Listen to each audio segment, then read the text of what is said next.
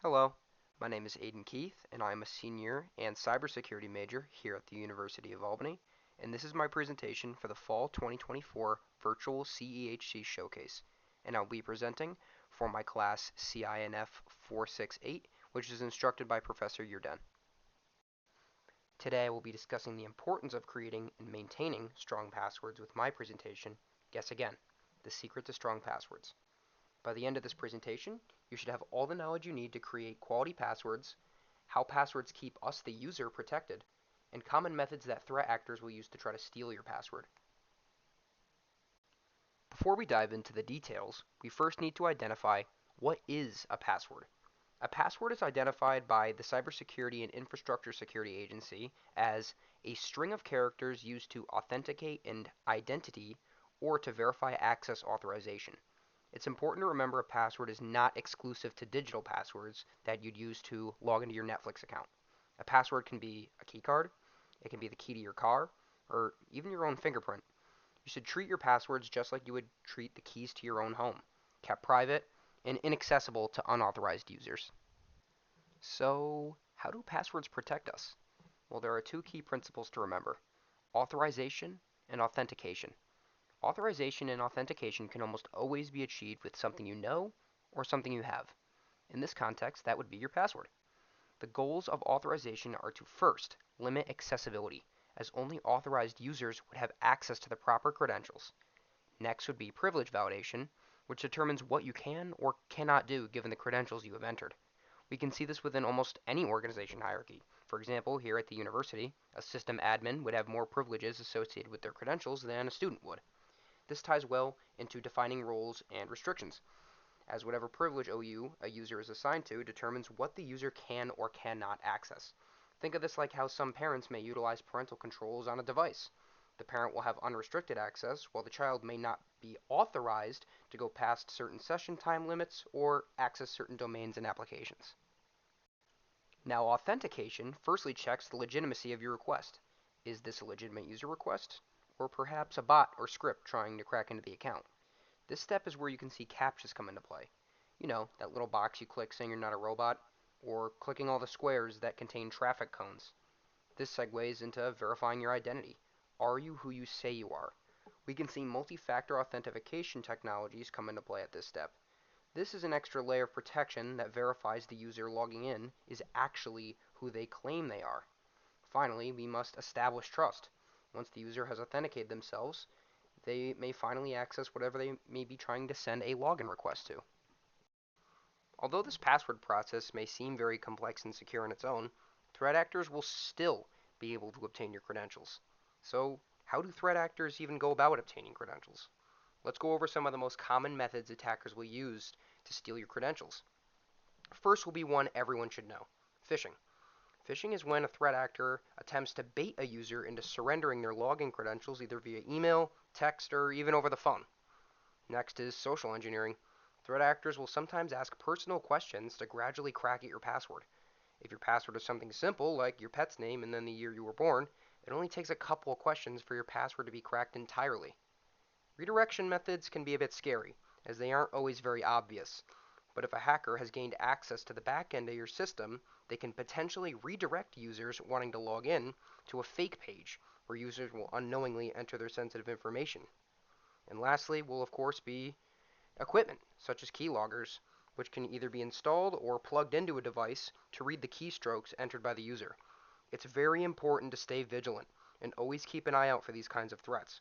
Always be sure to verify who's sending you a message, who's asking you questions, what URLs you're supposed to be using, and what programs or devices are currently running on your system.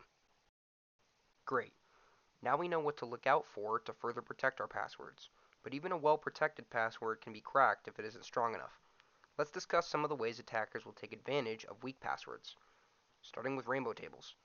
I've defined a rainbow table as a large data sheet that contains caches of password information. These tables typically contain what are called hash values, which is an encrypted form of your password, but more on those later. Rainbow tables primarily are good at cracking weak passwords, as the more common a password is, the more likely it is to appear within the long list of passwords provided by the table. Another method would be brute forcing. which I have defined as rapidly inputting strings in hopes of a correct guess. Sure, an attacker could spend all day typing away at their keyboard, but it's typical that a script will be used to automate this process. Depending on the power of the PC attempting to brute force, thousands of password attempts could be sent every minute. This is why some domains will have a maximum login attempt restriction. It greatly slows down the capabilities of a brute force attack without sacrificing the convenience for the user. Now, if your password has already been compromised, aside from the obvious data exfiltration that will occur, attackers will oftentimes sell your credentials to criminals on the dark web. This is common because it takes the heat off the person that cracked the password and transfers it over to someone else, so they may continue cracking and selling passwords illegally. Now let's look at methods for creating strong passwords.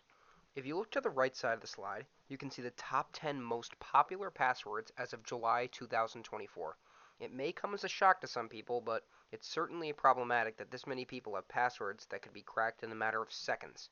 Some general tips for creating strong passwords are to avoid using personal information.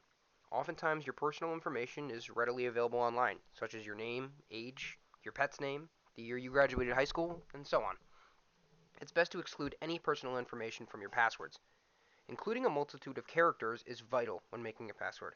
As discussed prior, attackers can run scripts to guess passwords repeatedly. If your password contains numerous special characters and numbers, it will greatly increase the amount of time it takes to brute force a password. This practice should be used in conjunction with the next tip, which is assuring you have an adequate length to your password. Long passwords with multiple different character styles can take hundreds of years to crack with even a supercomputer. Using different passwords across all your platforms is another great practice to have. If you use the same password for everything, once you lose one account, you've lost them all. Attackers will be quick to use your credentials for other services once they have obtained your password for one. Using different passwords across all your platforms eliminates this single point failure of vulnerability. Changing your password regularly is another good practice to ensure leaks of old data will not accurately reflect your current passwords. If you've been using the same password for years, then a leak of a database from many years ago could still be enough to compromise your account. Finally, you should avoid publicizing your password. There shouldn't be a circumstance where you expose a part of your password in a regular day-to-day sentence. And you should avoid leaving sticky notes near your device that have your sensitive information written on them. This also applies to notebooks or papers that are in close proximity to your device. If you must write them down, be sure to keep your master key of passwords just as secure as the passwords themselves. Well, now we know how to create a strong password and how to keep it secure. Let's start to take a look at what organizations should be doing to secure users' passwords. I've defined hashing as the transformation of an end user's plain text password into a fixed length encrypted string of characters. Let's take a look at the example right below the definition.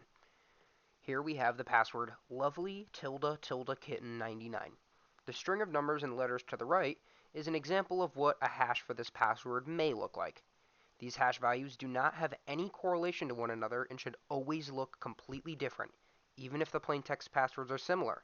So the password lovelykitten98 would have a completely different hash value than lovelykitten99. Another step to take is salting.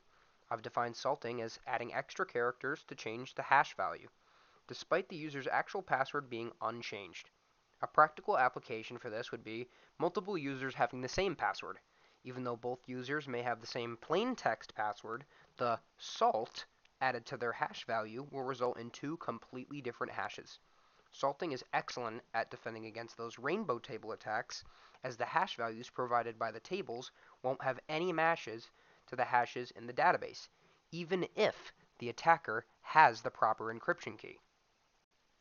Once you've developed a strong password that you can keep secure, and have ensured your password has been hashed and salted properly, the last step to take is knowing how to identify and avoid threat actors. You should always avoid interacting with unknown links or attachments. Be sure to double check link names and hover over attachments before you click to open them. If you see someone within your organization trying to message you, but their text seems off for some reason, it's best to err on the side of caution. Phishing messages oftentimes have spelling errors. As discussed earlier, be on the lookout for social engineers, and don't give up any personal information to your coworkers. Next, you should look for web security. Never connect your device to any domain that does not start with https:// in the header of the URL. Using multi-factor authentication can help secure your accounts even if your password has been compromised. And finally, remember the golden rule of see something, say something. If you feel uneasy about anything going on in your work or at home, it's always best to contact the proper authority, whether that be your system admin or even the police. Thank you for watching my presentation. Hopefully, after this presentation, you've learned something about creating strong passwords, maintaining strong passwords, or even how passwords work, or how threat actors might go about trying to steal your password. With the world becoming more and more digital every day, we need to make sure we have secure passwords to keep ourselves safe online. Thank you.